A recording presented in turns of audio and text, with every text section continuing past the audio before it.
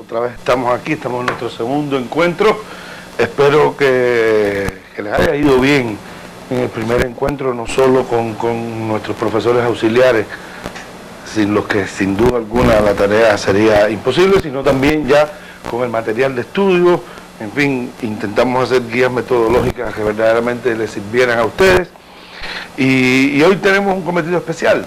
Hoy tenemos un cometido especial en este encuentro, y es, digamos, profundizar en los conceptos esenciales sobre los que vamos a promover este centro, este eje de gravedad de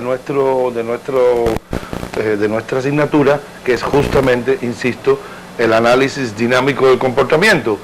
Retomo, dinámico en el sentido en el que la palabra dinámico expresa, en primer lugar, un segmento, un fragmento, uno de los elementos que influyen, que determinan incluso la regulación del comportamiento, ¿verdad? Esto que denominamos la esfera dinámica, en la que están contenidos, o a la que se asocian justamente los incitadores, los impulsores, los motivadores, en sentido genérico ahora de la palabra, justamente de la conducta del comportamiento. Esa es la idea, ¿bien?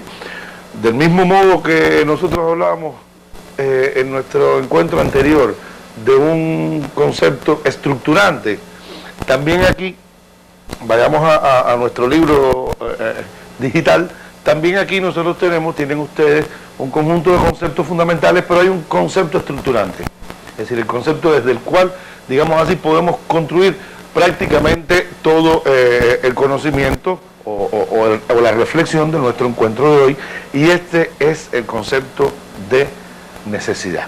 ¿Bien? En principio recuerdo hace unos años atrás, varios años atrás, teníamos cursos nocturnos en la Facultad de Psicología, ya éramos facultad, ¿verdad? Y efectivamente las personas que asumieron los estudios en los cursos nocturnos asumían también un reto muy grande. En aquella época recuerdo que los estudiantes tenían que ir de lunes a viernes todas las noches a recibir las clases a la universidad. Eran personas que trabajaban hasta las 6, las 7 de la noche, a las 7 y un poco se incorporaban a las clases en la universidad. Y verdaderamente era difícil. El reto no era muchas veces solo un reto a la dedicación, sino también a cómo manejar las condiciones de trabajo para poder conllevar las dos cosas. De modo tal que, como es lógico, además, no podemos pretender que toda acción que nosotros realizamos sea eficiente un 100%, como es lógico, había personas que lograban el éxito, entiéndase, que culminaban sus estudios, o entiéndase sencillamente que aprobaban las asignaturas, y había personas que pues no lo lograban. Y les hago esta historia porque recuerdo de una estudiante, una excelente persona, en su trabajo era muy buena, pero le gustaba la psicología y quiso hacer un esfuerzo a pesar de saber que sus condiciones no eran las mejores, en términos de que tenía un horario de trabajo muy extenso, el lugar donde ella trabajaba estaba en pleno proceso de formación y demandaba probablemente mucha dedicación. El asunto es que ella tenía mucha dificultad para asistir a clases, tenía mucha dificultad para estudiar y revisar la asignatura, y esto hizo pues que sus resultados docentes no fueran buenos. No recuerdo exactamente, y de todas formas por un problema de discreción, si lo recordara no se los diera, pero lo que sí les puedo asegurar es que ella hizo el examen de esta asignatura una buena cantidad de veces, pero una buena cantidad de veces. Como el mundo es chiquito, por cierto, recuerdo que una vez llega mi hermano a la casa y me dice: tú tienes una alumna que tiene estas características físicas, así. Y le digo: con esas características que tú me das, sé exactamente quién es. Y es fulana de tal. Y me dice: sí, yo vi que le decían ese nombre. Bueno, pues esa persona, me dice mi hermano, estaba parada delante de mí en una cola para comer alguna cosa ahí en una cafetería, restaurante que existe todavía, por cierto, que se llama, creo que El Jardín, que está en línea y C. Y estaba parada delante de mí, y no sé cómo salió la conversación entre ella y las personas que estaban con ella, y decía: y cuidado, porque el profesor con el que yo tengo el examen es Calviño, que ese sí, que suspende a quien sea. Entonces, bueno, un poco me llegaba la referencia por vía directa, sin ella saber que era mi hermano, de que ella tenía una preocupación con el tema del examen que teníamos. Llegué el día del examen, insisto, la categoría necesidad es una categoría básica en el conocimiento de esta área de la psicología, y entre las múltiples preguntas que le hago, una pregunta es categoría de necesidad.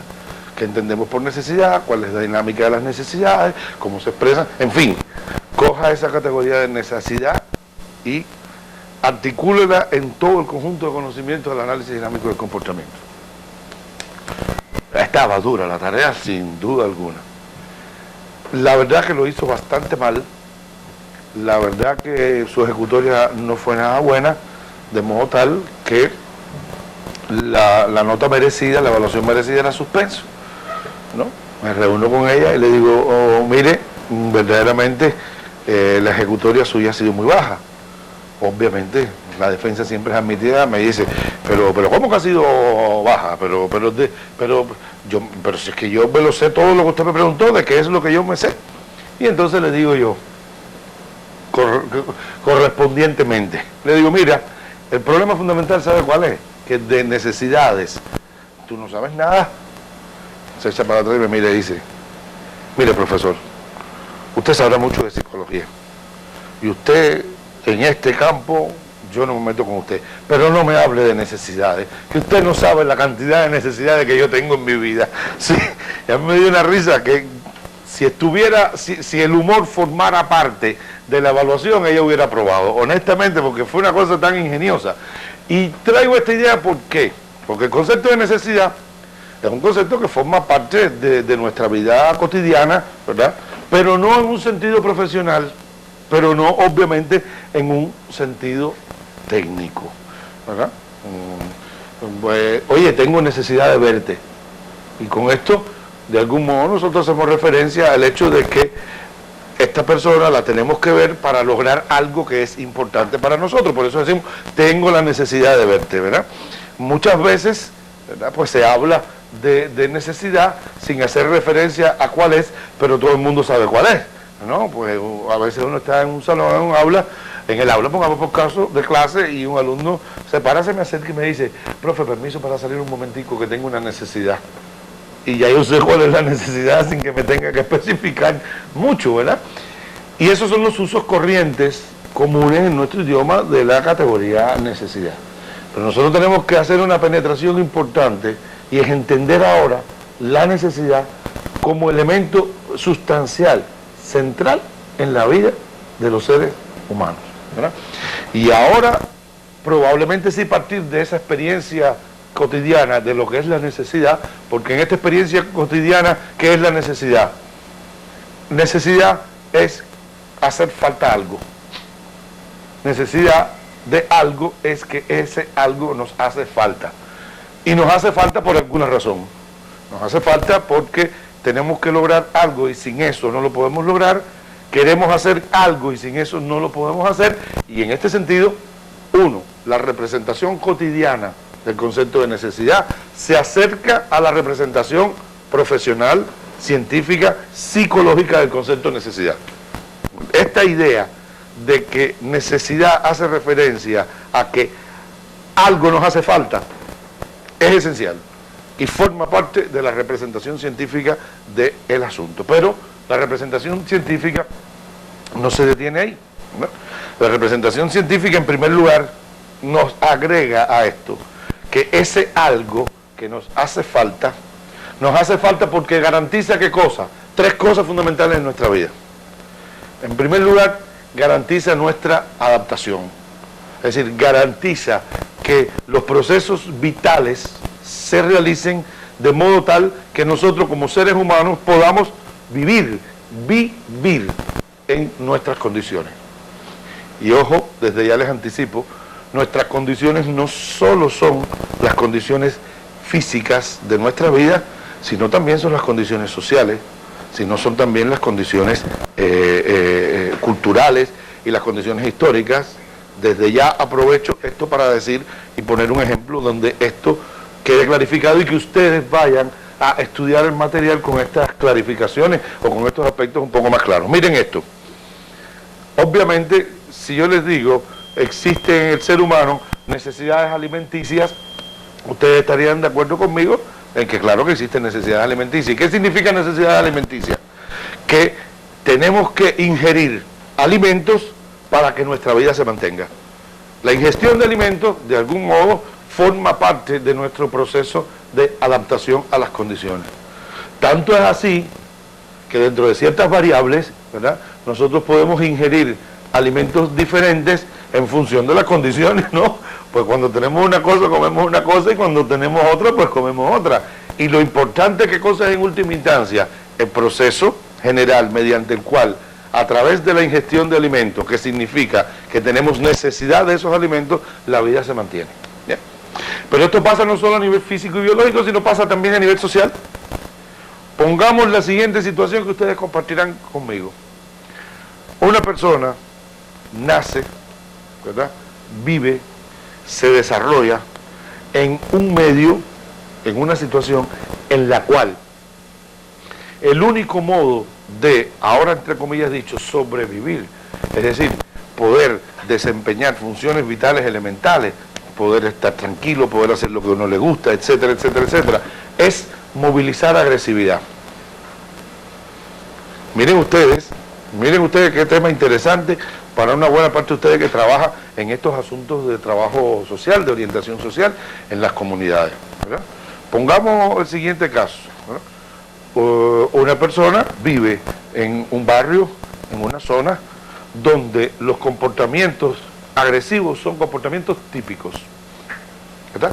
Donde si tú no eres agresivo, honestamente, probablemente la vas a pasar muy mal, ¿verdad? Desde las cosas más elementales, utilicemos conceptos de nuestro cotidiano de vida, que puede ser el niño trajinado, ¿verdad? Ese niño que lo cogen para todo, que se burlan de él, que le pegan, que le quitan las cosas, ¿verdad? Que no lo dejan vivir, hasta verdaderamente quedar fuera del sistema de relaciones de ese grupo que al mismo tiempo necesitas para resolver tus problemas vitales, precisamente por no movilizar agresividad.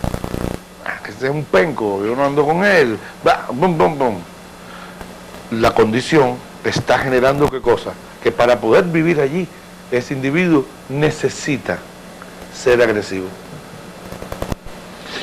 Y el escenario es una convocatoria a ser agresivo. Fíjense que estamos hablando ahora de necesidades de naturaleza diferente.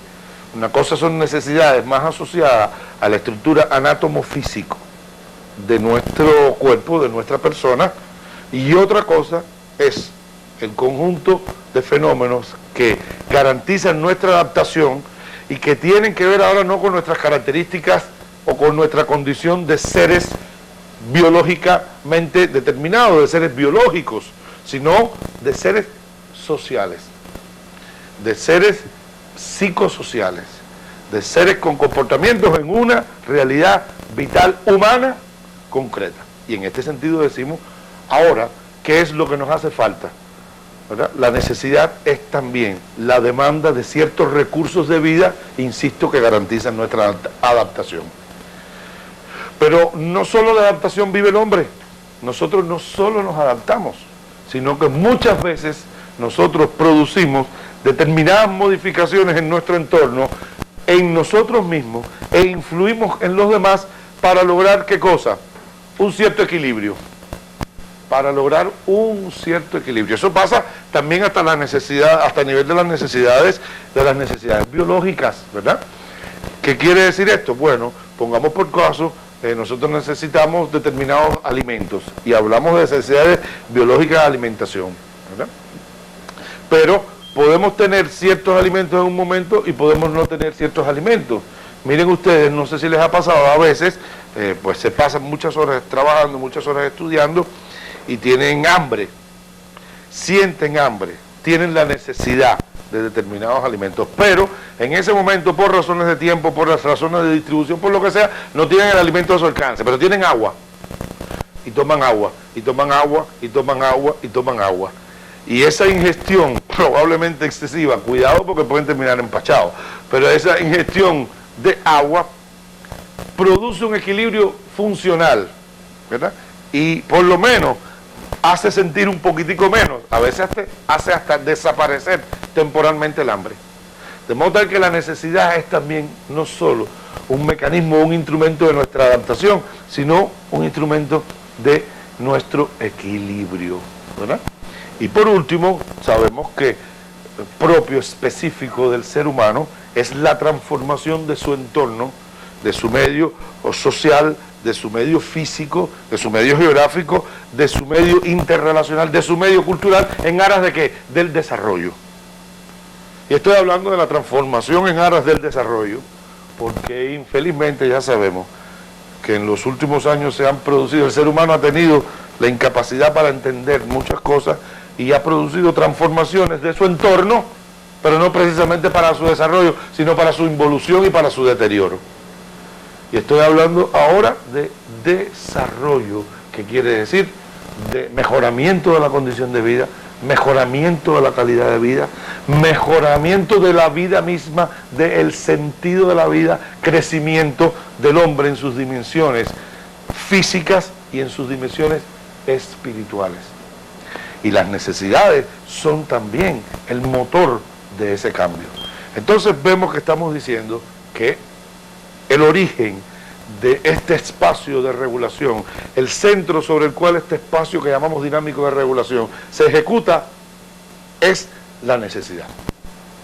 Quiero ser consecuente con algo que les dije en la clase anterior. En psicología usted puede encontrar múltiples representaciones sobre los hechos, ¿verdad?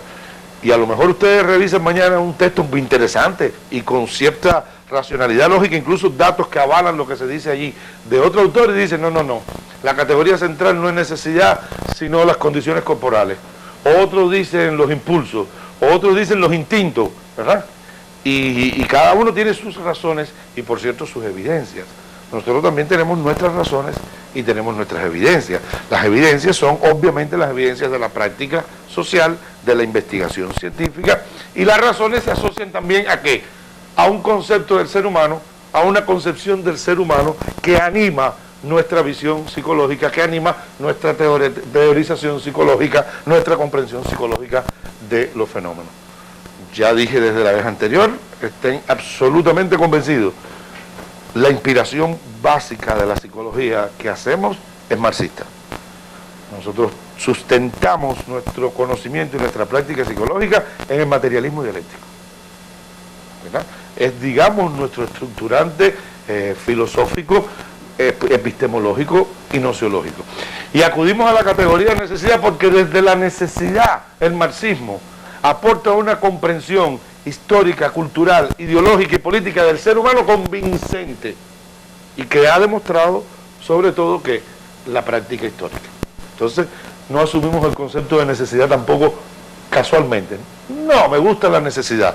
No, porque es que desde la necesidad yo puedo entender, ¿verdad?, los movimientos del ser humano en su historia, en su vida, en sus inconvenientes y en sus realizaciones. Entonces, insisto, el núcleo estructurante del espacio dinámico de regulación del comportamiento, en nuestro modo de ver el tema, en nuestra práctica profesional, está en la noción de necesidad. Y no de necesidad como una estructura física que está en algún lugar de nuestro cuerpo, sino de la necesidad como un concepto que representa una entidad subjetiva ideal. Y quién sabe si ahora mismo alguno de ustedes estará diciendo, ideal, subjetivo, espíritu. Aquí hay, esto me huele a idealismo. Para nada, mis queridos amigos, para nada. Les recomiendo, una vez más, la propaganda es lícita también en la educación. Les recomiendo este libro que la editorial Félix Varela de la Universidad de La Habana tuvo a bien, a mi juicio, de publicarme recientemente. Es un libro que se llama Temas de Psicología y Marxismo, Tramas y Subtramas, conjunto de artículos escritos en diferentes momentos de mi vida profesional, todos con un vínculo, obviamente, y con una apuesta y un compromiso al pensamiento marxista. Y por ahí quiero leerles una pequeña cita, una cita de Engels, ¿verdad?, que dice: no se puede evitar que todo cuanto mueve al hombre tenga que pasar necesariamente por su cabeza, hasta comer y beber, procesos que comienzan por la sensación de hambre y sed, sentida con la cabeza y terminan en la sensación de saciedad sentida también con la cabeza. Si el hecho de que un hombre se deje llevar por estas corrientes ideales lo convierte en idealista, todo hombre de desarrollo relativamente normal, y él tenía muy buen sentido del humor como Marx, será un idealista innato. ¿Y de dónde van a salir entonces los materialistas? Y entonces dice, admitir los móviles ideales no es ser idealista. El idealismo está en no remontarse partiendo de ellos hasta sus causas determinantes. En este mismo sentido, Marx decía, creo que en El Capital, por cierto, las impresiones que el mundo exterior produce sobre el hombre se expresan en su cabeza, se reflejan en ella bajo la forma de sentimientos, pensamientos, impulsos, actos de voluntad, en una palabra, corrientes ideales que se convierten en factores ideales del comportamiento. ¿Ven ustedes? Es decir, el problema del idealismo y del subjetivismo no está en admitir que existen móviles ideales, que existe la subjetividad, que existe la espiritualidad, para nada. El problema del idealismo está en creer que esa subjetividad, esa espiritualidad es una entelequia, ¿verdad?, sobrenatural, que por arte de diferentes creencias o teorías sobre el fenómeno aparecen en la cabeza del ser humano. Y somos algo así como poseídos de la subjetividad. No, la subjetividad es un hecho objetivo de nuestra vida. Y vuelvo otra vez, las necesidades entonces no son una casualidad que aparece en esa estructura subjetiva que nos caracteriza como personas, sino que son el resultado ¿de qué? De la historia. De la historia del individuo como género, de la historia del individuo como clase, perteneciente a una sociedad, a una cultura, a una comunidad, a un grupo, a una etnia, y de la historia del individuo como individuo. Es decir, yo como persona que nací un 10 de agosto del año 1951, en el seno de una determinada familia, con determinados padres, en una posición con respecto a mis otros hermanos, en aquel momento solo mi hermana mayor, ¿verdad?, y que en ese seno fui, ¿verdad?, estructurando determinadas exigencias de vida para lograr mi adaptación, mi equilibrio funcional y mi desarrollo. Pero ese seno familiar era un seno que estaba enclavado en un lugar específico, ¿verdad?, en una comunidad específica, con un predominio cultural específico, con una forma de ser, con una forma de pensar, con una forma de actuarse típica o más o menos típica para ese lugar. Y eso fueron los instrumentos de los que también, ¿verdad?, yo me aprendí, ¿verdad?, retomé, hice en mi vida para ir conformando entonces también mis necesidades. Y ese espacio específico en el que nací, me crié, me desarrollé, pertenecía a un país. Pertenece a un país que no es solo una geografía, sino también una dimensión prospectiva, es un deseo, es una esperanza, es un proyecto, es un modo de asumir ese proyecto. Y todo eso conforma mis necesidades. Entonces estamos diciendo un fenómeno muy importante. Las necesidades no son entelequias subjetivas, son producciones subjetivas de la vida. Producciones subjetivas de la vida real y concreta de los seres humanos. Y por lo tanto son producciones que tienen un profundo carácter histórico, social y cultural. Pero además de eso, importante aquí definir qué cosa. Las necesidades siempre son necesidad de algo. Es imposible decir, tengo una necesidad, ¿de qué? De, no sé, puede que yo no lo sepa, pero la necesidad siempre es necesidad de algo. ¿Por qué? Porque la necesidad se estructura desde el objeto que la satisface. La necesidad se estructura desde aquello que la satisface.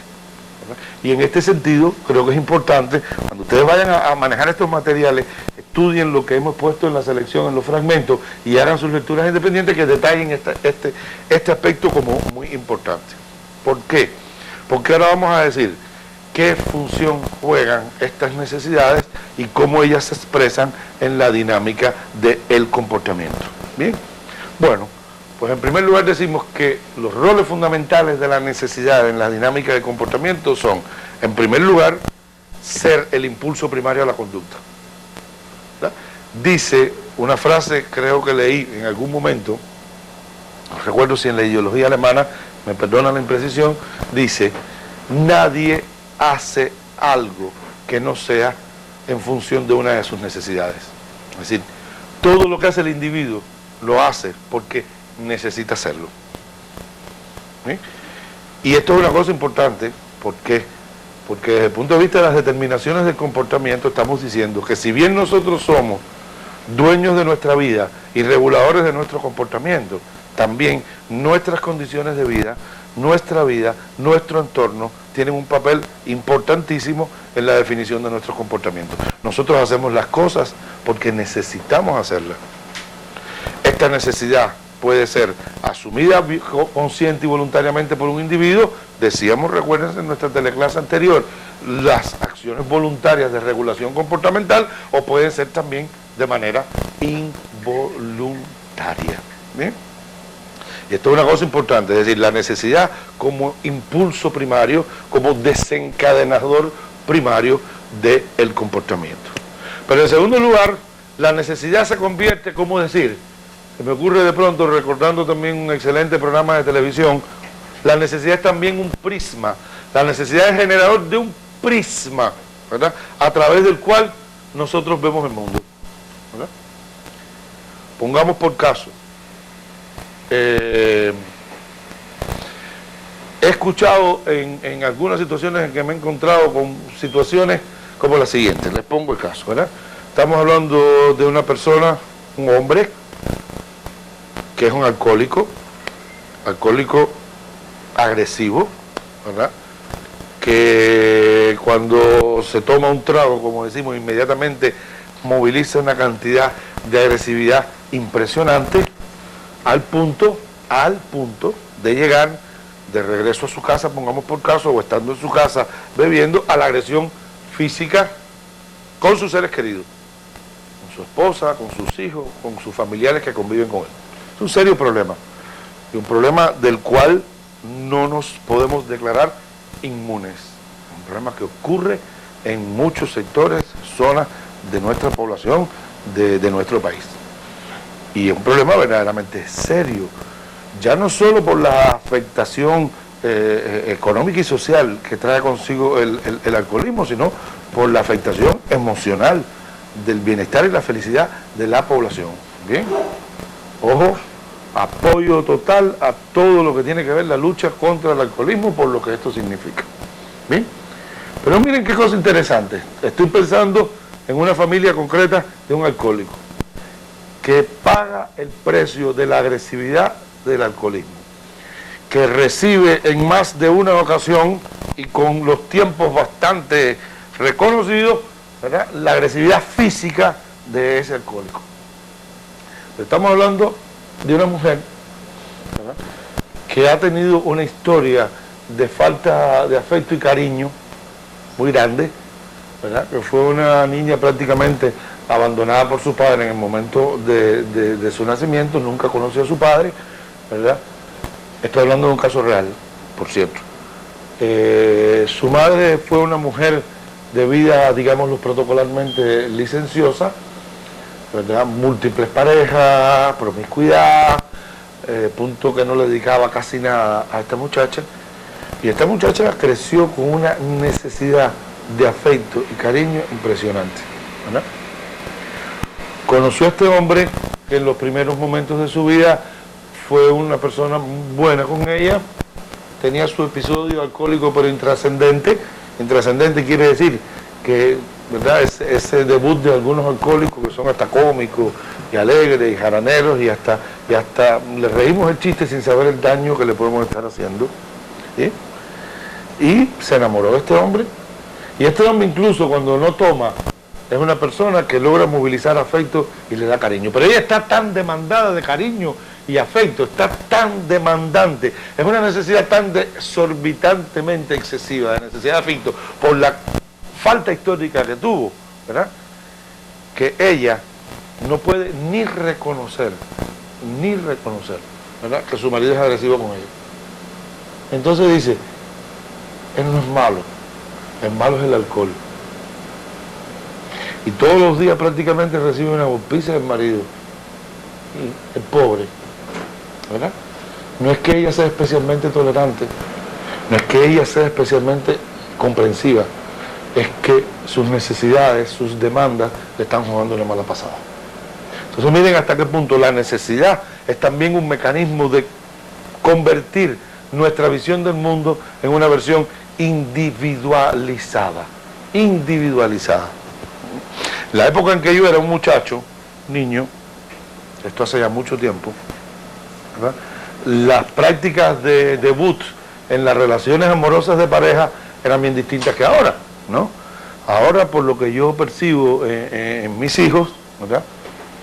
Yo tengo prácticamente hijos en todos los niveles de educación, así que sé perfectamente no solo lo que pasa en las escuelas, en la secundaria, en los pre, sino además cómo se relacionan los jóvenes por vía directa, ¿verdad? Yo veo que mis hijos, bueno, pues invitan a la muchacha a la fiesta o se ven juntos a una fiesta, se ponen a bailar, de pronto la distancia física entre los cuerpos empieza a disminuir, de pronto ya están abrazados, se están dando besos y se van de la mano o se van abrazados para la casa y a sus novios. En mi época era muy difícil. Era muy difícil. Existía un concepto que se llamaba declaración. Había que declararse. Bien. Entonces la declaración no podía ser cualquier cosa, había que desarrollar el arte de la declaración. Y había que tener todo un arsenal de imágenes retóricas, ¿verdad?, para la declaración. Marta, tus ojos son las estrellas de mi noche. Tus ojos son el sol de mi día. Tu pelo es la hondonada de caricia y felicidad que convierte a mis 24 horas en motivo de alegría y felicidad. Marta, te amo y quisiera que tú correspondieras a mi amor y fueras mi novia. No se ríen. No se ríen, que esta se me ocurrió ahora mismo, pero la verdad que hace 40 años atrás con eso ligaba. Entonces, pero era así y había que declararse. Pero también existían las presiones sociales. Yo tenía un grupo de amigos aquí en Cayo Hueso, ¿verdad?, que se enteran de que hay una muchacha de la escuela primaria, a Pepito Mendoza, donde yo estudié mi quinto y mi sexto grado, ahí en ¿cómo se llama? Príncipe entre Hospital y Espada. Ahí estaban gente notoria, ahí estaban los Rubalcaba, que son músicos de significación cimera en este país. Y ahí en la Pepito Mendoza estudié, entonces mis amigos se empiezan a dar cuenta de que hay una muchacha allí. Mantengamos por un problema de secreto ético el nombre de Marta, que estaba enamorada de mí. ¿Saben? Yo no sé ahora, pero en Cayo Hueso eso era, dale muchacho, coge, vaya, ya tú sabes, está para ti, ¿qué más quieres? Aquello de decir, que era lo que yo sentía honestamente, mira, es que Marta no me gusta, ¿verdad? Pues no, allí las cosas funcionaban, la aritmética era otra. En mi época y en Cayo Hueso la aritmética era el que come bueno y malo come dos veces, el que deja de comer cuando tiene la oportunidad. Entonces, imagínense ustedes las presiones de la gente, dale, declárate. Y yo no quería, no me gustaba Marta. En fin, a lo mejor en mi memoria Marta la pongo hoy más fea de lo que era en realidad, pero es que verdaderamente, vaya, Marta, me perdonan la expresión, estaba de truco. Bueno, tanto fue la presión del grupo que yo fui a declararme a Marta. Ojo, primer paso. ¿Por qué voy a declararme a Marta si no quiero? ¿Saben por qué? Porque yo tengo una necesidad de integración social a mi grupo. Yo tengo una necesidad de formar parte de mi grupo. Y en este sentido, cuando mi grupo me obliga, entre comillas, a que yo me comporte de un modo, a partir de esa necesidad de estar junto a ellos, de ser uno de ellos, de que esa es mi gente, yo soy su gente, entonces yo me comporto bajo esa influencia del grupo. Primer rol importante ahí de la necesidad. Entonces, pero segundo, también tengo una necesidad que conservo por suerte hasta el día de hoy, que es la necesidad de integración personal y de autoestima, ¿no? Yo soy de los convencidos que quien no se quiere un poco a sí mismo no puede querer a nadie, ni puede querer nada. Claro, a quien se le va la mano. Yo espero que a mí no se me vaya la mano y que no se me haya ido en mi vida la mano. Yo me quiero, pero lo suficiente como para ver mis zonas oscuras y las cosas que puedo mejorar en mí y las cosas que gustan y no gustan a las personas y tratar de lograr un equilibrio. Bien, pero obvio que claro que todos tenemos esa cosa que se llama orgullo. Hay de aquel que no sienta un poco de orgullo y de respeto por sí mismo. ¿Bien? De modo tal que yo sabía que Marta, por poco se me escapa el nombre, vean la acción involuntaria que hablábamos en nuestra clase anterior, yo sabía que Marta estaba enamorada de mí, yo sabía que Marta no me gustaba, yo sabía que tenía que declararme a Marta y mi proyecto era, bueno, llegaré a Marta, obviamente me va a decir que sí, ¿verdad? Estaré con ella unos días y ya quedé bien y se acabó. O en el peor de los casos, con esa estrategia machista, que también a veces nos es inoculada en sangre desde muy temprano, y de la cual nos podemos librar, que conste, no estoy diciendo que se justifique ahora que seamos machistas, o que sean machistas, no me apunto en esa cola. Porque imagínate, no me queda más remedio, yo me crié en Cayo Hueso, ¿cómo no voy a ser machista? No. Bueno, yo estaba convencido absolutamente de eso, es más, les digo honestamente, tenía una lejanísima esperanza de que Marta me dijera que no, y hubiera sido mi tranquilidad. ¿Sí? Allá voy a crear la situación adecuada para declararme a Marta. La situación adecuada era salida de la escuela, muy cerca de la escuela había un pasaje. Yo iba a pasar por allí y le iba a decir a Marta, entramos aquí en el pasaje, claro, en un lugar privado donde nadie te molestaba, y si te decías que sí, pues le podías dar un beso allí mismo. Un beso quería decir, pero en fin. Y yo creé toda la situación. Lo único que yo no sabía es que Marta se había enterado que mis amigos me estaban presionando y que yo iba a forzar una declaración, pero no comprometida, no sentida. Y Marta también tenía su orgullo y también tenía su autovaloración y su autoestima muy bien puesta. Los feos también tenemos autoestima. El hecho de que nos reconozcamos como feos no quiere decir que tampoco nos guste que nos estén diciendo por ahí constantemente, ay, pero qué feo, pero qué feo, pero qué feo. Yo hace poco comentaba en un programa de televisión, sí, claro, los años, el exceso de comida, el sedentarismo, la práctica me han hecho engordar. Pero oye, que uno va por la calle constantemente, lo primero que te dicen es, ay, pero qué gordo, ay, pero qué gordo. Ni que yo fuera por la calle diciendo a la gente, ay, pero qué feo, ay, pero qué orejón, ay, pero qué nariz más grande. Entonces, pero bueno, en fin, dejemos eso al lado. Marta se ha enterado de esto y yo voy directo a mi declaración. Ella sabe, no la voy a repetir porque me la van a copiar, van después a estarla diciendo por ahí, y esto lleva derecho a autor. El que quiera mi declaración tiene que pagarme derecho a autor. No pueden estar tomando mis palabras para declarársele por ahí a sus amigas. ¿Bien? Y cuando yo termino mi perolata, yo honestamente, con un poco más de estudio sobre todos los aspectos históricos, hubiera competido con Eusebio Leal, honestamente. Ahora me declaro incompetente para hacerlo. Eusebio es el maestro de la retórica. Entonces, cuando termino aquello me dice Marta, ¿así que tú quieres que yo sea tu novia? Pues no. ¿Qué esperarían ustedes de mí como reacción? ¿Ponerme contento? ¿Verdad? Pero ¿saben lo que pasa? Que así como yo tenía la necesidad de integración, les dije, la necesidad de orgullo y autoestima y reconocimiento. ¿Y ¿saben lo que pasó? Que me molesté muchísimo. ¿Y saben lo que hice? Agredí a Marta, no físicamente. Pero le dije, ven acá, y tú no te ves muy fea para decirme que no a mí. Me molestó, ¿por qué? Porque había una necesidad implicada en la situación que verdaderamente me estaba tirando en una cierta dualidad. Ojo, estoy diciendo con esto que la necesidad, por una parte, moviliza el comportamiento, pero además la necesidad es una suerte, ¿cómo decirlo?, de evaluador de las cosas. Las cosas que van en la dirección de satisfacción de nuestras necesidades son cosas valoradas como buenas, positivas, buenas, justas, adecuadas, ¿verdad? Tanto es así, que cuando en alguna dirección se emite una valoración que afecta favorablemente a nuestra necesidad, nosotros la hacemos nuestra. Eso es una ley. Miren, los muchachos que son algunos aptos para los piropos, ¿verdad? Y miren que los cubanos somos buenos para los piropos. Yo, en pleno periodo especial, en la época más cruda del periodo especial, estaba caminando por la calle, pasaba delante de mí una muchacha y había un muchacho parado y le dijo, niña, estás más dura que la situación. De verdad que el cubano, es una suerte ser cubano, honestamente. Bueno,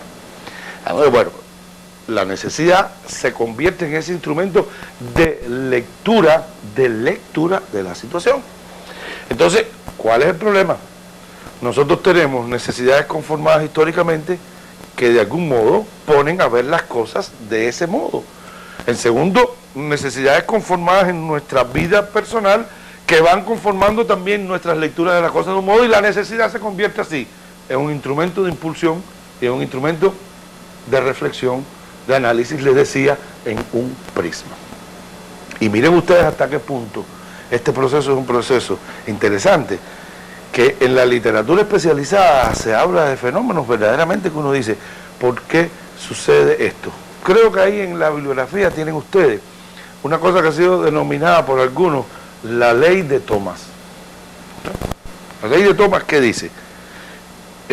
Y ahora vinculado esto a una producción típica de necesidad, que son las creencias. Dice la ley de Thomas, cuando el hombre da algo por real, entiéndase, cuando el hombre cree que algo es real, esto se hace real, al menos en sus consecuencias. Obviamente, no objetivamente, pero se hace real en sus consecuencias. Y yo les decía, ¿verdad?, que miren ustedes cómo la necesidad se convierte hasta en un selector de información. Los muchachos que hacen piropos, no se crean que se me ha olvidado, yo ando por los vericuetos, pero llego. Los muchachos que hacen piropos tienen seguramente esta experiencia. Pasan 3 muchachas, dos de ellas muy bien dotadas, típicas cubanas, ya saben. Una que tiene sus dotaciones fundamentales en su carácter, es buena gente, ya saben cómo es la compensación de las necesidades, ¿verdad?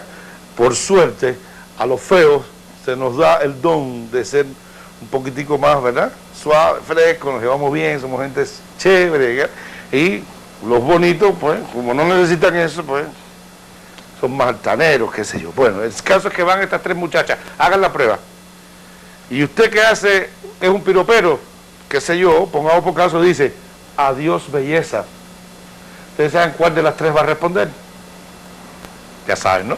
Ustedes lo saben, si es así, la más fea. Es ley. Hagan la prueba. Es ley. ¿No?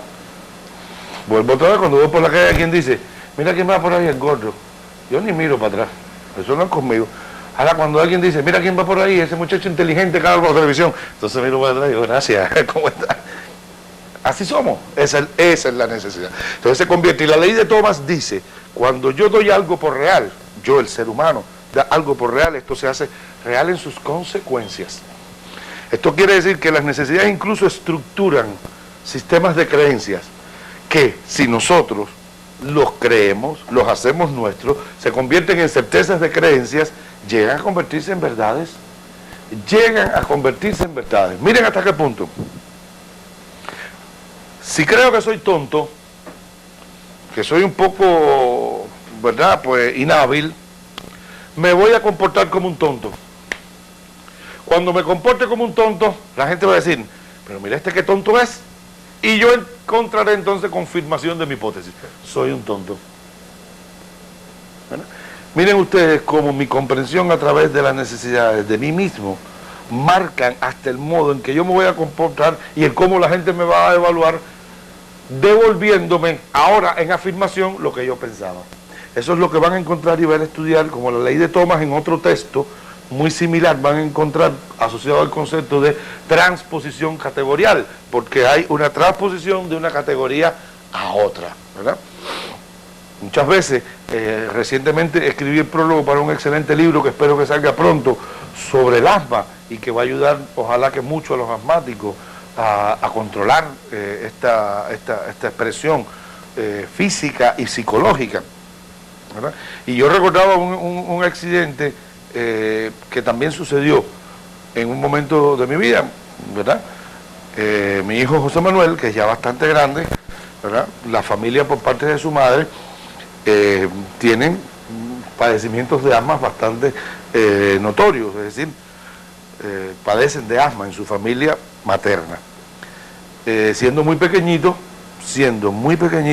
José Manuel tuvo una bronquitis asmática, una bronquitis, un catarro fuerte inmediatamente, ¿no?, falta de aire, etcétera, etcétera, etcétera. Y en cuanto llegamos al hospital, claro, todo el mundo lo primero que pensó fue asma. Y en aquel momento ¿verdad? Yo me puse un poco agresivo y molesto con las personas que estaban en el hospital y le dije, la próxima vez que yo oiga decir a alguien que José Manuel es asmático, se las va a ver conmigo. Resultado, José Manuel hoy tiene 17 años y no es asmático. Y ustedes podrán decir, ¿y que tiene que ver? Muchísimo. ¿Por qué? Porque etiquetear a una persona con una categoría determinada, asmático, ¿verdad?, a la larga, a la postre, lo convierte en asmático, señores. ¿Se imaginan ustedes? Miren la fuerza de las creencias, la fuerza de las estructuras que se elaboran sobre las necesidades. Claro, ese niño que iba a buscar también cómo integrarse a su familia, ¿verdad?, a sus abuelos, a su madre, a sus tíos, a sus padres, a todo el mundo, ¿verdad?, y que ha sido denominado como asmático, ¿verdad?, y que tiene la necesidad de vincularse con esas personas, de afecto de esas personas, de integración familiar, encontraría en ser asmático, miren ustedes la mente humana, encontraría en ser asmático el modo de integrarse a su grupo familiar. Yo soy asmático igual que toda la gente de mi familia. ¿Qué chiste? ¿Qué chiste? Fíjense ustedes la importancia de la dimensión. Ahora, las necesidades tienen características peculiares, algunas de las cuales yo creo que es importante que, amén de que ustedes las lean en el texto, y me gustaría llamarle la atención. En primer lugar, son impertinentes. ¿Sí? ¿Qué quiere decir impertinente? Oiga, cuando tenemos una necesidad, ella se va a imponer. Más temprano que tarde, pero ella se va a imponer. Porque ella, ¿qué cosa es? Es una necesidad, es una demanda, es algo que demanda un comportamiento encaminado a ¿qué? A su satisfacción. Y por lo tanto aquí el fenómeno basal es satisfacción, insatisfacción. Necesidad satisfecha, necesidad que se recicla. Necesidad insatisfecha, necesidad que busca y busca y busca y busca y busca su modo de satisfacción, ¿verdad? Ese es su modo impertinente de funcionar. Ya dijimos que son producciones históricas, que son producciones culturales, ya dijimos que movilizan y dan sentido al comportamiento. Sentido al comportamiento. Volvemos a la noción de subjetividad. En realidad no la hemos perdido nunca. ¿Qué quiere decir? Sí, claro. Estos son mis espejuelos, ¿verdad? Y son a la vez dos cosas. Los espejuelos, y si yo le pregunto a cualquiera de ustedes qué es esto, dice los espejuelos, ¿verdad? Y significa, qué sé yo, me perdonan los especialistas, espejuelo significa una armadura de cierto material, ¿verdad?, que soporta dos lentes que permiten que la visión de un individuo sea adecuada a la realidad, ¿verdad? Es decir, que permita una relación de adecuación con la realidad. Eso es un espejuelo. Pero ¿saben lo que pasa? Que estos son mis espejuelos. Y una cosa es el significado de estas cosas, que son los espejuelos, y otra cosa es el sentido de esto, que son mis espejuelos. ¿Saben qué? Usted puede tener la misma, exactamente la misma medida que yo, ¿verdad? La misma. Tener, ¿verdad?, los mismos lentes que yo, que son a través de los cuales en definitiva vemos. No me aparecen mis espejuelos y usted me dice, coja los míos, profe.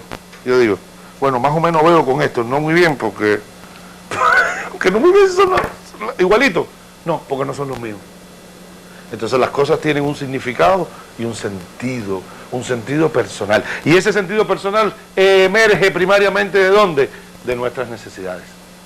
Son las necesidades las que van en busca de crear una imagen de las cosas, que no solo significa que ellas son lo que son, sino cómo ellas son, cómo ellas afectan, cómo ellas inciden, ¿en qué? En la satisfacción de nuestras necesidades. ¿Ve? Esto es una cosa importante. Punto de mucha importancia. No solo tenemos una necesidad, ni dos ni tres, vamos a tratar de representarnos, ¿verdad?, que en nuestro pizarrón, ¿verdad?, que las necesidades son un conjunto de elementos, ¿verdad?, que tenemos un conjunto de necesidades. Y que a primera vista podríamos decir, bueno, yo tengo necesidad de, ¿qué?, de desarrollo intelectual, necesidad de desarrollo profesional, necesidad de ser padre, necesidad de integración a mi grupo, necesidad, es decir, las necesidades alimenticias son de vez en cuando las más obvias en mí. En fin, yo tengo un conjunto de necesidades.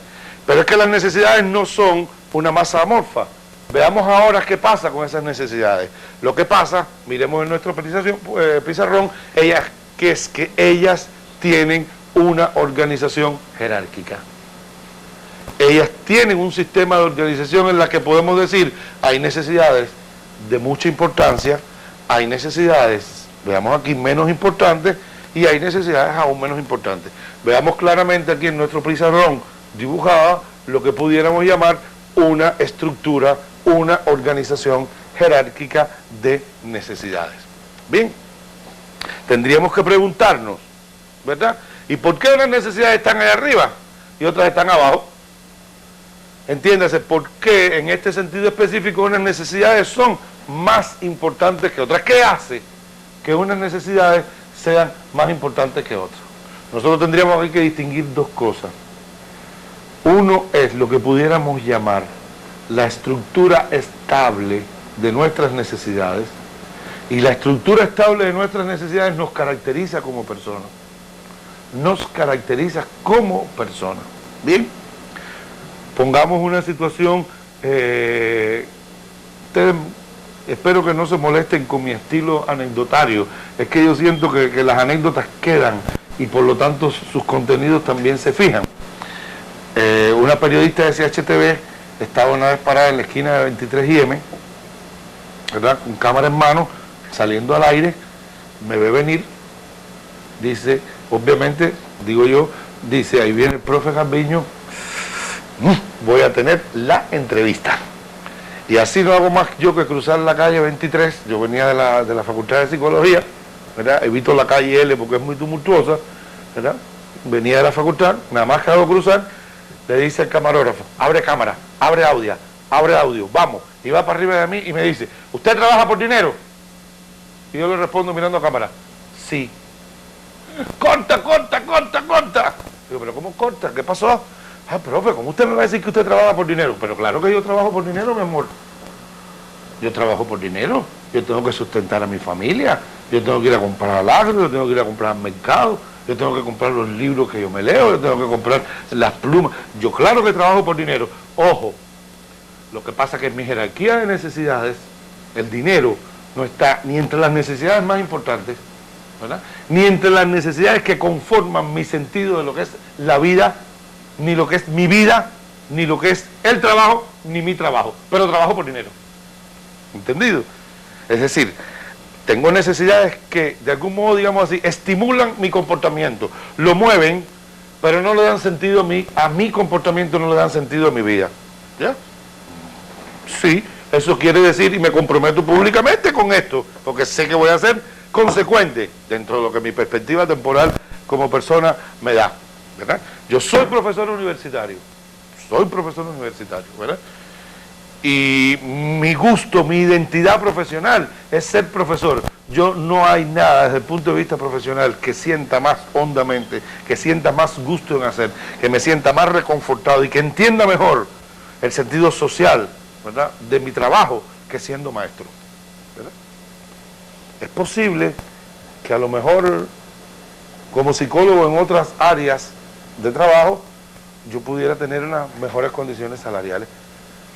Es más, no quiero hacer ninguna alusión directa al mundo de la cultura musical, pero yo tengo una historia musical más o menos reciente en mi juventud y yo pudiera ser músico, ¿verdad? Con bastante éxito, por cierto, porque los grupos en que yo estuve en mi juventud fueron grupos más o menos exitosos.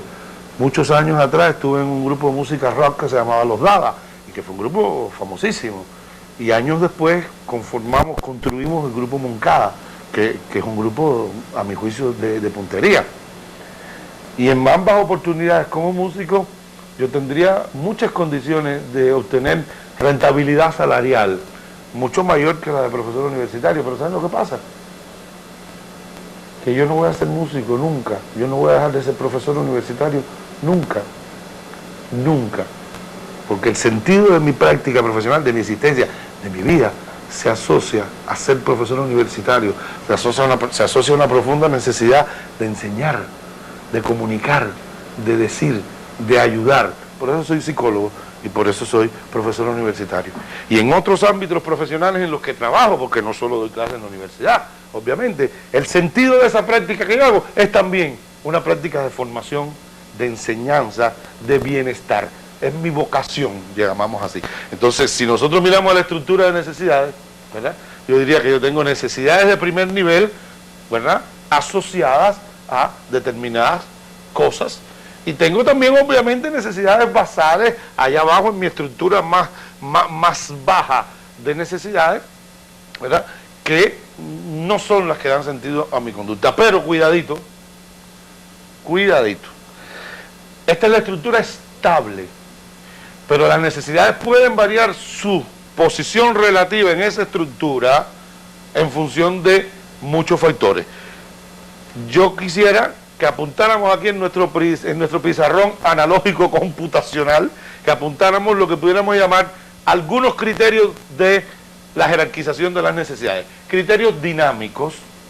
Aquí podríamos listar un número grande de criterios, pero apuntáramos al menos 3, que no son los únicos, pero que son importantes. En primer lugar, el nivel de demanda. ¿Qué quiere decir esto de nivel de demanda? Bueno, esto quiere decir que una necesidad muy insatisfecha, una necesidad que está muy insatisfecha, aumenta su nivel de demanda y puede pasar de un plano inmediato inferior a un plano inmediato superior. ¿Verdad? Yo honestamente quiero tener absoluta honestidad profesional.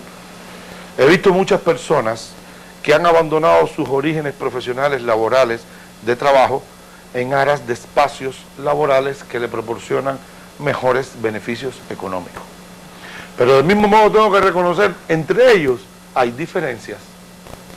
Los he visto que lo hacen, me perdonan la expresión un tanto fuerte, estoy en mi despacho y ustedes están viendo una teleclase desde mi despacho. No, seguimos en el Hospital Almejeira y con la colaboración de los compañeros del grupo de medios de aquí.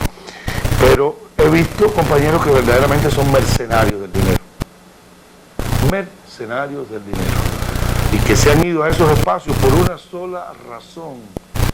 Porque sustituyeron su supuesto gusto, si es que alguna vez lo tuvieron, por ayudar a las personas, por garantizar la salud y la vida de la gente, lo sustituyeron por las mismas piedras con las que Colón intentó y de hecho infelizmente logró engatusar a nuestros aborígenes. Por un reloj, por 4 ruedas, por una cadena, Señores, por favor, ¿para qué hablar de esto? Pero también tengo que reconocer, y aquí está la honestidad profesional muy importante en cualquier científico, en cualquier profesional, y el psicólogo no es una excepción, también tengo que reconocer que personas con situaciones familiares y personales muy difíciles se han visto en la necesidad de abandonar sus sueños, sus ilusiones, sus gustos, sus predilecciones, sus orientaciones profesionales, porque tienen que alimentar. Entonces, estoy diciendo, cuando hay una exigencia de una necesidad, por favor, y a mí me puede muchísimo gustar leer un libro, ¿verdad? Me encanta leer un libro, pero cuando me entra el sueño y tengo la necesidad de dormir, y la necesidad de dormir, la necesidad de dormir, la necesidad de dormir, la necesidad de dormir se torna en un determinado momento más importante que mis necesidades intelectuales y de desarrollo profesional. ¿Y sabes lo que me pasa? Que me duermo. Entonces, las necesidades también tienen una organización dinámica. Inestable quiere decir situacional.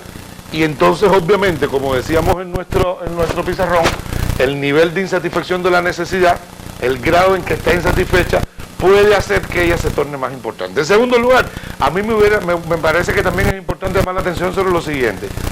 Las necesidades que tienen mejores condiciones para ser más satisfechas en un determinado momento, se tornan más importantes que otras, por suerte. ¿Qué quiere decir esto? Que las condiciones de satisfacción de la necesidad también influyen en la aparición de su nivel jerárquico. ¿Verdad? Miren, recuerdo, la zafra del 70 fue una zafra tremendamente importante para este país, muy movilizadora. Fuimos centenas de personas a la zafra, pero yo la del 69 la recuerdo con un especial cariño. ¿Quién sabe? Yo siempre digo que la del 69 fue la preparación de la del 70.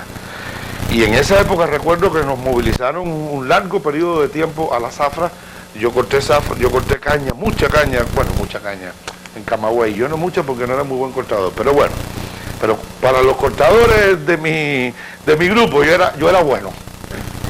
Y yo recuerdo en un campo de caña, ¿verdad?, a las 24 horas, a las 48 a la semana, dependiendo de las peculiaridades individuales, todo el mundo era pensando en su novia, en la novia, entonces cuando me encuentren con ella y el beso y el no sé qué cosa, y eso se tornaba una cosa, el tema sexual, libidinal, erótico, a la semana de estar ahí entre puros hombres, era una cosa que aumentaba impresionantemente, pero no había condiciones de satisfacción, por lo menos para los heterosexuales, no había condiciones de satisfacción, de modo tal que nosotros estábamos obligados a postergar esa necesidad, porque la situación favorecía otras necesidades, ¿verdad?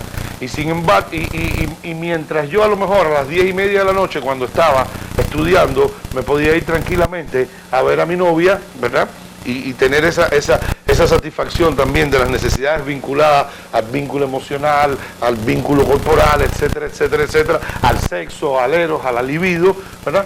Pues cuando estaba en la caña, a las 10:30 de la noche, si es que no teníamos que cortar caña quemada de noche, pues yo estaba durmiendo como quien, como el mejor de los mejores, ¿verdad? Las condiciones favorecían la importancia de ciertas necesidades con respecto a otras. Por último, tendría que señalar dos cosas importantes. En primer lugar, desde el punto de vista dinámico, lo que pudiéramos llamar la aceptabilidad social de los comportamientos en los que esas necesidades se realizan. Obviamente, se hacen más importantes aquellas necesidades cuyos comportamientos derivados son muy aceptados socialmente. Muy aceptados socialmente. Entonces, claro, volvemos al tema de las condiciones. En última instancia, son condiciones favorables por la aceptación social. Y por último, aun cuando quizás no entraría dentro de los elementos de regulación dinámica, yo llamaría la atención sobre la orientación vital de las personas. ¿Qué quiere decir eso? Que si yo soy una persona de fuertes convicciones, de fuertes creencias asociadas a la importancia de determinadas cosas en la vida, las necesidades asociadas a esas cosas serán jerárquicamente las más importantes. Y ahí entra la ética, ahí entran los principios, ahí entran las creencias, las convicciones, las decisiones personales. Y eso es lo que justifica, entre otras cosas, a nivel dinámico, obviamente, que las personas resistan, incluso en la historia de la humanidad, personas que han resistido con un interés impresionante la mayor privación de todas sus necesidades en aras de una necesidad fundamental, en aras de sus ideales, en aras de sus convicciones. ¿Por qué? Porque la orientación vital del individuo es básica en esto. Por eso muchas veces nosotros no podemos pensar y aceptar esa idea tan llevada por muchas personas de que, imagínense, yo soy así, o imagínense, esas son las cosas que a mí me hacen falta y yo no puedo sin ello. No, el individuo está dotado de una cosa que se llama voluntad. El individuo está dotado de una cosa que significa sobreponerse incluso a sus propias exigencias internas, y desarrollarse en una dirección. Para esta teleclase hay un aspecto muy importante, ¿verdad? Yo pensaba llamarles la atención sobre algunos otros aspectos más que pudiéramos tener. Es una cosa importante que tiene que ver con las formas de expresión de las necesidades, sobre todo para que no perdamos de vista, miremos aquí el pizarrón un momento, lo siguiente: las necesidades no siempre se expresan del mismo modo, ¿verdad? Ellas a veces se expresan en lo que pudiéramos denominar de una forma específica. Quiere decir que la necesidad se expresa en el comportamiento adecuado, en el comportamiento que la expresa como necesidad. Si yo tengo una necesidad de desarrollo intelectual, pongamos por caso, ¿verdad? Pues seguramente el estudio sería un comportamiento específico en el cual esa necesidad se satisface directamente, ¿no? Si yo tengo necesidad de integración social y de devolver a la sociedad lo que la sociedad me ha dado, pues seguramente que cursar un estudio universitario, ¿verdad?, es una vía específica a través de la cual la necesidad mía va a realizarse, va a encontrar su satisfacción. Y en ese sentido hablamos de que la necesidad puede expresarse de manera específica o de manera, llamamos también, activa. Pero a veces las necesidades se expresan de otro modo. No me gusta mucho la palabra, pero quizás como imagen puede ser útil. A veces las necesidades se expresan de manera indirecta, de manera pasiva, de manera, esta es la palabra que no me gusta, parasitaria. Es decir, se realiza un comportamiento y aunque ese comportamiento no es específico para la satisfacción de cierta necesidad, esa necesidad parasitariamente se aprovecha de ese comportamiento para lograr al menos un poco de satisfacción, ¿verdad? Miren, yo estoy convencido de que nadie matricula una carrera universitaria para encontrar pareja. Estoy convencido absolutamente de eso. Pero del mismo modo estoy convencido que al matricular una carrera universitaria con un afán de promover una conducta prosocial, de prepararse profesionalmente para hacer una devolución social, ¿verdad? También hay necesidades de vínculo afectivo y necesidades de realización sexual que se pueden ver favorecidas. Entonces yo no digo que uno estudia con X personas para tener un vínculo afectivo emocional o desembocar en una, lo cual no quiere decir que a lo mejor en un grupo de estudio donde aparece una persona que me resulta agradable y a la quien yo le resulto agradable, pues eso puede desembocar de un comportamiento inespecífico de cara al sexo, que es el estudio, a un comportamiento específico. Y por cierto que el sexo también se estudia y se mejora mucho, una recomendación que les doy para su vida personal. Bueno, importante comprender lo siguiente, que es que las necesidades no son entidades estáticas. Las necesidades son cosas que se desarrollan, ¿verdad? Uno no, en primer lugar, no nacemos con necesidades de ningún tipo, escúchenme esto, desde el punto de vista obviamente de las necesidades que nos interesan como profesionales de la psicología. Necesidades psicológicas no son innatas, ¿ya? En segundo lugar, las necesidades cambian y se modifican a lo largo de nuestra vida, ¿verdad? Obviamente tendríamos que decir que si nuestra vida cambia, si los escenarios y los entornos de nuestra vida cambian, si los objetos en este sentido categorial filosófico de nuestra vida cambian, si cambian los acontecimientos históricos, es obvio que cambian también nuestras necesidades. Es obvio que cambian también nuestras necesidades, ¿verdad? En eso se basan, infelizmente, ¿verdad?, los procesos orientados al consumismo, ¿verdad?, en las sociedades estructuradas sobre la base del desarrollo hasta el absurdo de las necesidades y potenciales necesidades de consumo de una persona. ¿Qué se hace? Bueno, constantemente, ¿verdad?, se favorecen condiciones en las cuales la gente necesite más y más y más y más y más y más, ¿verdad? Esas son cosas que a veces quedan ocultas en nuestra vida diaria. Yo no tengo la más mínima duda, para hacer alguna analogía cibernética, yo no tengo la más mínima duda de que un Pentium 3 me favorece condiciones de trabajo muy superiores a la de un Pentium 2, mucho más que a la de un Pentium y mucho más que a la de una 486, las máquinas que utilizábamos hace unos años atrás. Pero reconozcamos que por detrás de ese proceso de modificación continua y mejoramiento de las tecnologías, paralelamente, para una estructura social de consumo, ¿qué se está potenciando? El aumento del consumo. Entonces compraste hoy una máquina y mañana necesitas el Pentium 1 y mañana el Pentium 2 y mañana el Pentium 3 y ahora necesitas 128 megas y mañana para poder ver la película y pasado para poder... Y todo eso está incitando, ¿qué cosa? A un consumo que aparece para muchos como desarrollo de la necesidad. Yo personalmente, vuelvo usted, piensen ustedes, tomen ustedes su análisis y conviértanlo en una reflexión que llegue a una conclusión. Por detrás de eso muchas veces no hay ni desarrollo de necesidades. Por detrás de eso muchas veces lo que hay son procesos de involución personal. Pero bueno, la idea que les quiero transmitir es que las necesidades cambian. Y yo quería compartir con ustedes por lo menos 3 elementos o 3 formas a través de las cuales las necesidades cambian y se desarrollan. En primer lugar, está lo que denominamos el cambio en la situación social. Está claro que cuando pasamos de una situación social de desarrollo, de una posición nuestra en la sociedad a otra, las necesidades cambian. Las necesidades cambian y uno ve, por ejemplo, cómo a nivel de los primeros años de la enseñanza, en los primeros grados de la enseñanza primaria, pues lo que predomina, ¿verdad?, en los niños, ¿qué cosa es? El juego. Están todo el tiempo pensando en jugar. E incluso si los pedagogos somos buenos y conocemos nuestra profesión, sabemos que la mejor vía de llegar a otras adquisiciones es el juego.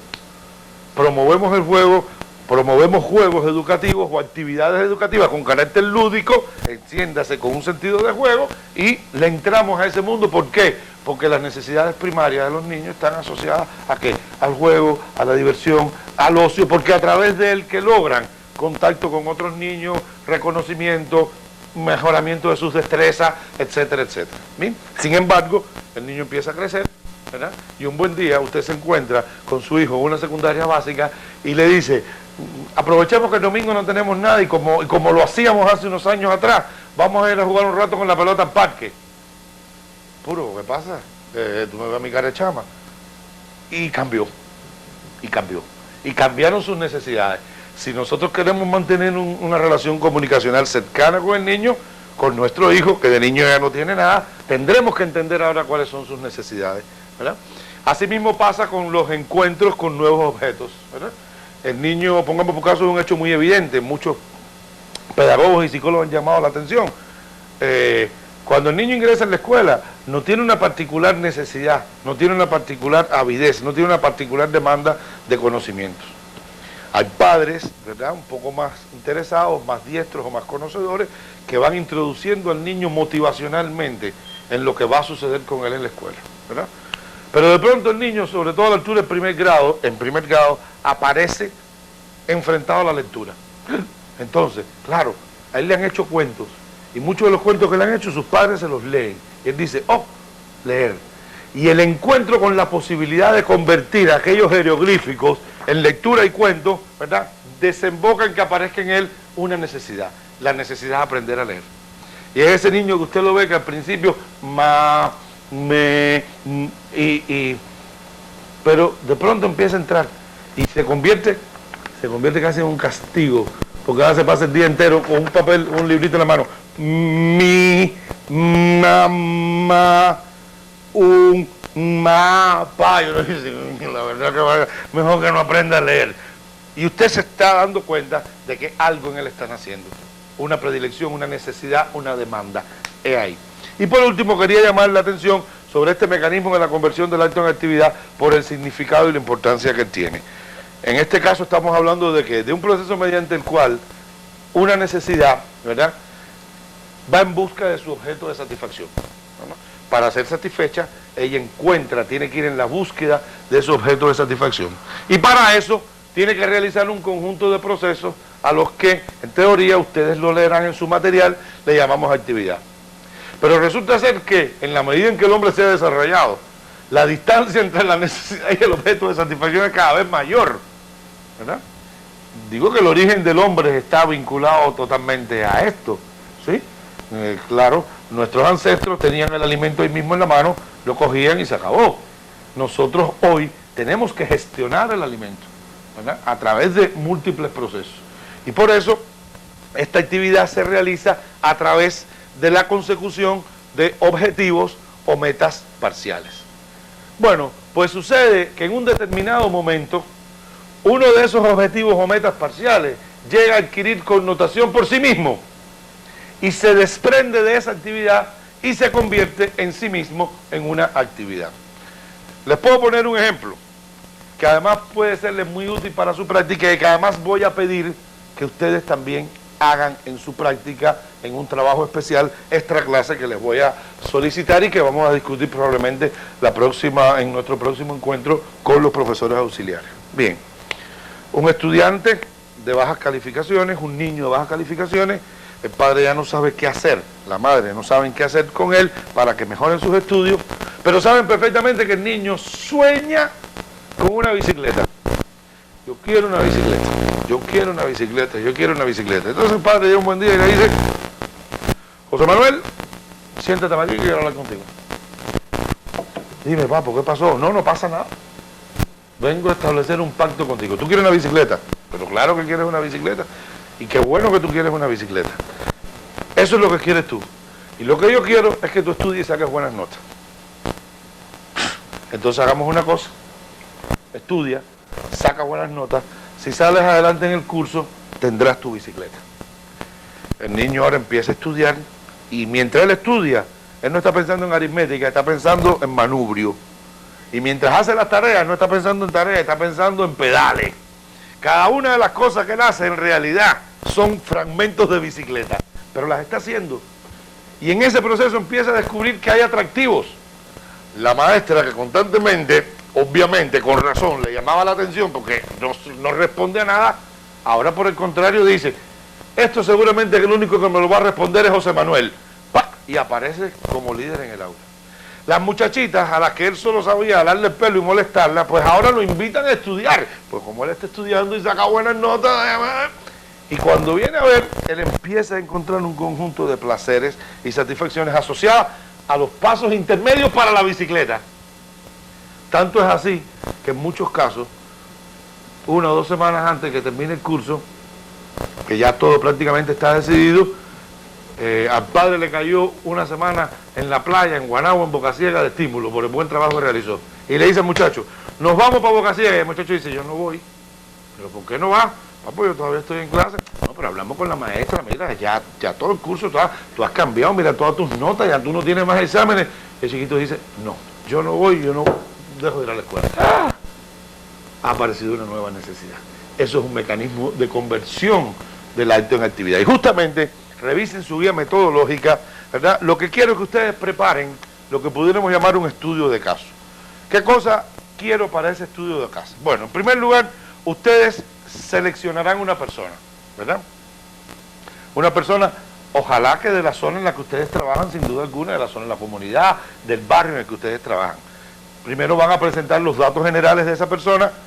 Obviamente no necesito el nombre, pueden poner un nombre ficticio, un seudónimo, sencillamente las iniciales, el sexo, etcétera, etcétera, dónde reside, qué hace, cuál es su condición de vida, etcétera.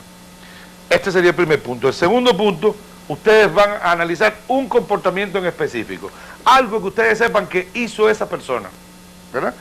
Y quiero que ustedes allí piensen desde el punto de vista dinámico cuánto ese comportamiento tiene al menos un porcentaje de explicación desde la perspectiva dinámica. En este caso, ustedes tendrán que ir a buscar en su bibliografía 2 modelos de análisis importantes. Uno que llamamos el modelo de las series complementarias, que hace referencia a un conjunto de causas en la determinación del comportamiento, y otro que llamamos el modelo argumental. Ambos modelos los van a tener en su selección de lectura, en estos fragmentos de lectura que ustedes, si no tienen ya, van a recibir. Se está haciendo un esfuerzo editorial impresionante para que ustedes lo tengan, y van a hacer el análisis en función de esto. ¿Qué más van a hacer? Van a precisar necesidades de esa persona, cuáles son estas necesidades, cómo se estructuran en esta persona sus necesidades, ¿verdad? Cómo se expresan esas necesidades comportamentalmente. Es decir, van a hacer un análisis dinámico de estas personas en función de las variables de los conceptos que hemos estudiado. Y al final, ustedes me van a hacer una propuesta, se van a hacer una propuesta de cómo podemos modificar el comportamiento de esa persona en aras de que aparezcan necesidades de índole más prosocial. Es un estudio real, es un estudio práctico, es un modo concreto de aplicar los conocimientos de nuestra disciplina a una situación en concreto. Para finalizar, siempre les recomiendo, no dejen de leer el texto que tenemos, es un texto bien bonito, el Gran Roble le pudiéramos llamar así, creo que en la guía metodológica de ustedes no aparece con título, pero es un texto muy sugestivo, les va a encantar, estoy convencido, y les va a dar muchas enseñanzas. Y como siempre, les pido lo mismo, haga un análisis de este texto asociado a los contenidos que ya hemos estudiado, ¿verdad?